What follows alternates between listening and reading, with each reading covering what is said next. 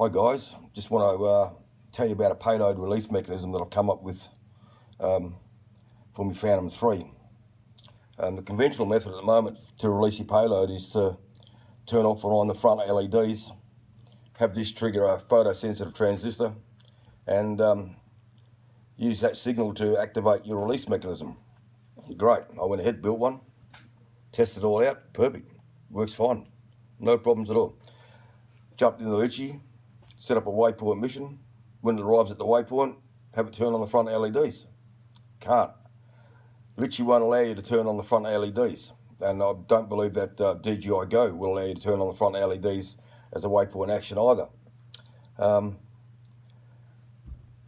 What you can do from within Litchi is tilt the camera. You can have it tilt the camera from anywhere between 0 and 90 degrees.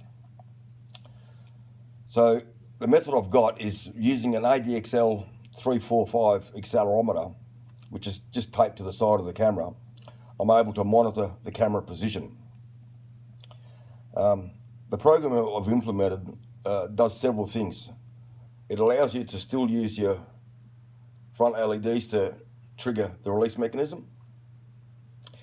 It also allows you to set up a waypoint mission, and upon arriving at the waypoint, you have the camera transition between 0 and 90 degrees 3 times.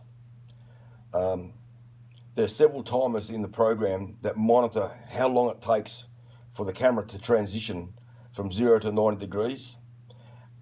It does a count. It counts how many times this has occurred. It then checks the total time to see how long this has taken. If it is outside the time period, the whole system is reset and it starts all over again.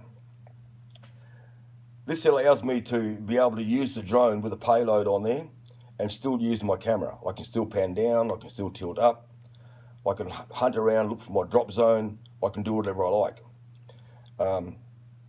Because it's software controlled, you can implement the program to drop many drops. You could say, okay, well, on the first transition from 0 to 90 degrees, drop the first payload. Second transition from 0 to 90 degrees, drop the next payload, and so on and so forth. Anyhow, I'll show you a bit of video of it. I'll show you the mechanism in action, and we'll take it from there.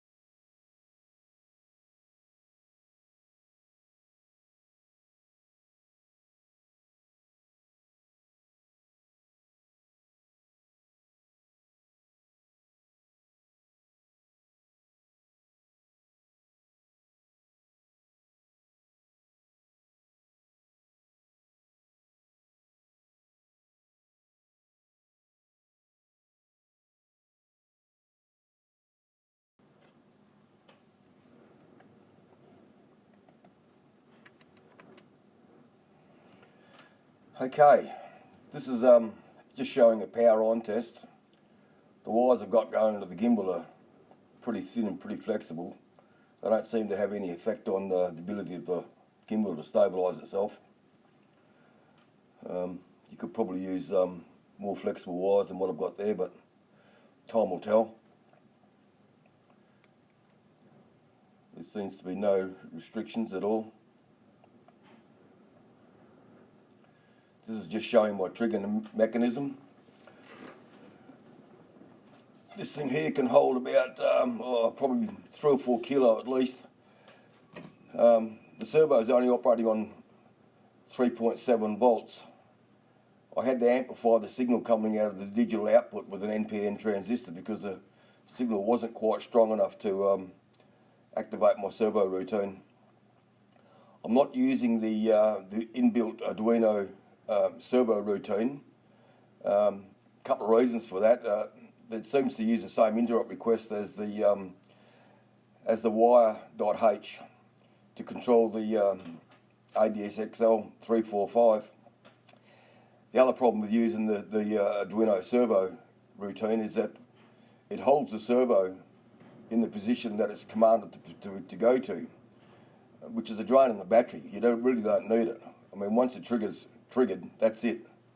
You can't rearm it and stick a new load in while it's up in the air.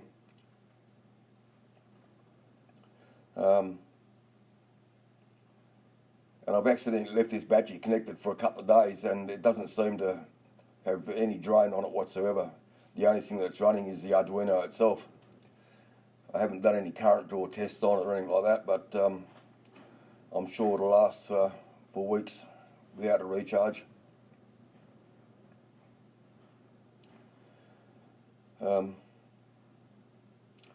So you can rotate the camera up and down, do what you like with it, and unless it lies within the specified time period, it will not arm the trigger and fire it.